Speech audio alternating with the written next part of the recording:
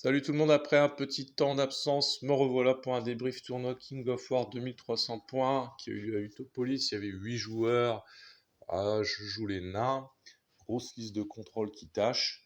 Et du coup, je joue la formation naine pour la première fois en tournoi qui me semble plus qu'intéressante, notamment quand on paye un marteau de force constante à la horde de cuirassés.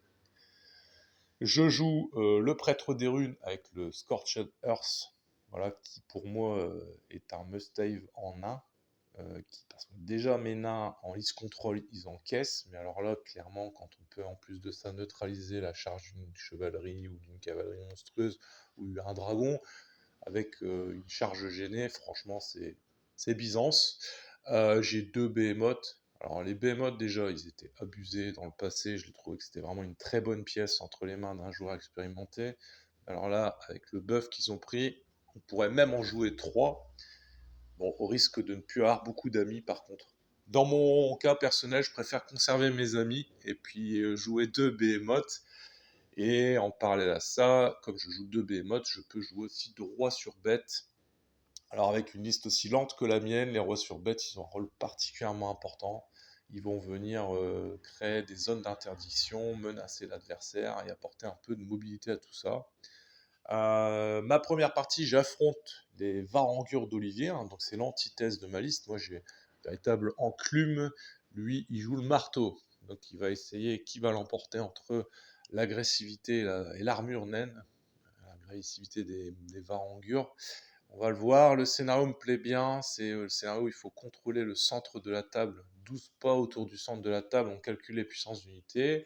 La table me plaît bien parce qu'il y a un infranchissable qui est placé en plein milieu de la table. Du coup, voilà, moi sur le déploiement, je suis super content. Je me fais un centre très fort avec une deuxième ligne au niveau de mon dispositif. Chez les nains, la deuxième ligne, c'est vraiment intéressant parce qu'en fait, quand on bouge que de 4 pas, et que dans ce jeu-là, il y a un effet un peu first strike pour les unités qui ont une bonne allonge. Voilà, on utilise des chaffes, ça c'est une chose qui est très utile, mais c'est toujours intéressant d'avoir une deuxième ligne qui pourrait éventuellement contrecharger si la première ligne venait à périr.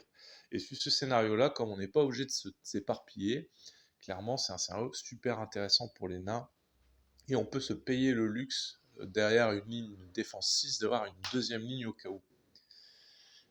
Du coup, Olivier, en fait, au niveau de son déploiement, il fait un choix, il scinde son armée en deux, et puis, il a une période d'observation jusqu'au troisième tour, il hésite à venir, et puis voyant qu'il y a les tirs de Behemoth, les chiens de lancer qui neutralisent ses chaffes et qui lui font quelques petits dégâts, voyant que j'ai une grosse puissance d'unité derrière l'objectif central, eh bien il fait le choix, qui me plaît tout à fait, de venir se casser les dents sur mes lignes. En plus de ça, il rate ses dés sur certaines attaques, et puis le Scorched Earth va lui gêner certaines autres attaques.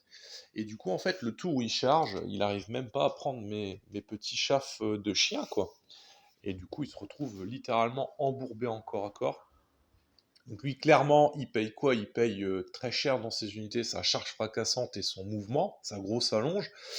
Alors une fois qu'il est embourbé au corps à corps, en fait, très clairement, moi, je me retrouve en surnombre. Et puis, en fait, cette partie devient pour lui une lente agonie.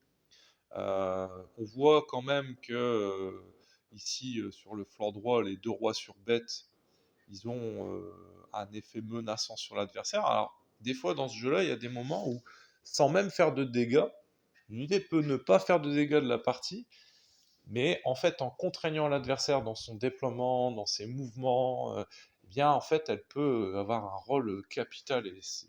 Et sur ce flanc droit, mes rois sur bête, en fait, ils vont l'embêter tout au long de la partie. On voit qu'à la fin de la partie, il décide de charger un roi. Le roi, il tient.